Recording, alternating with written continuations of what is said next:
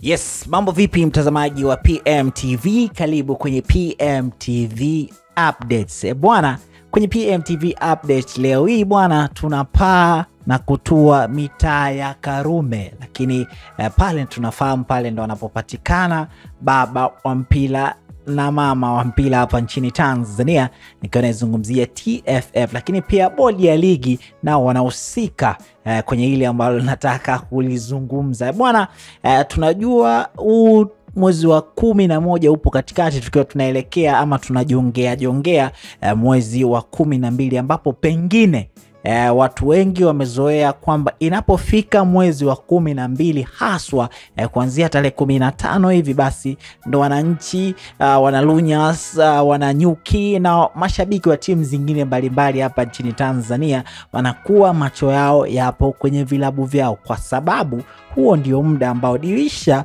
dogo la usajili huwa linafunguliwa kwa ajili ya club kuweza kufanya maboresho ya kikosi kutokana na tathmini ambayo inakuwa klabu imejifanyia yenyewe kwa yenyewe na kuamua kwamba tunatakiwa tuongeze wachezaji fulani, lakini pia tupunguze wachezaji fulani. Sasa kuelekea kwenye mwezi wa 12 bwana, taarifa nilizonazo hapa ni kwamba bwana, dirisha dogo la usajili halitofunguliwa mwezi wa 12 kama ambavyo watu wengi wamezoea, lakini badala ya mwezi wa 12 basi dirisha dogo la usajili mwaka huu litafunguliwa Januari mosi mwaka 2026, na dirisha hilo likifunguliwa tarehe 1 mwezi wa kwanza mwaka 2026 litafungwa tarehe 30 ya mwezi huo wa kwanza mwaka 2026. Kama nilivyoweza kuzungumza hapo awali, hichi ndio kipindi ambacho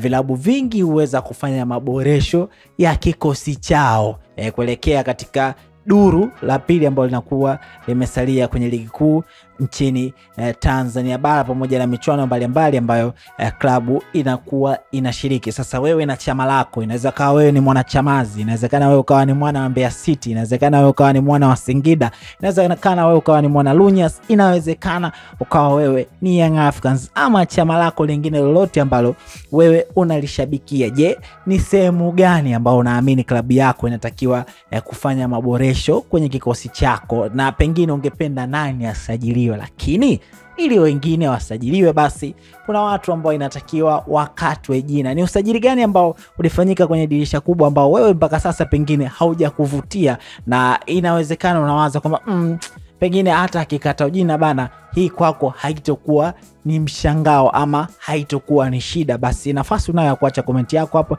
Ni mchezaji gani ambaye unatamani asajiliwe, lakini pia mchezaji gani ambaye unatamani aweze kumpisha mchezaji mwingine? Lakini pia wakati unaacha komenti yako hiyo, usisahau kutembelea website ya pmbet.co.tz, ambayo hiyo ni sehemu ambayo yanapatikana magari, sio pesa peke yake, zinapatikana na gari mbalimbali. Lakini kwa wale wanangu wa mikeka, wale wanangu ambao wanajiamini wao ni mabingwa kubashiri mikeka, basi kwa mkeka wote ambao utabashiri na ukashinda, basi jua unaingia kwenye draw ya kushindania Toyota IST ambayo inatoka kila baada ya wiki 5. Yani unashinda mkeka alafu unashinda na pesa kwa ajili unashinda mkeka na pesa, lakini pia unashinda na Toyota IST ambayo inatoka kila baada ya wiki 5. Website ni pmbet.co.tz.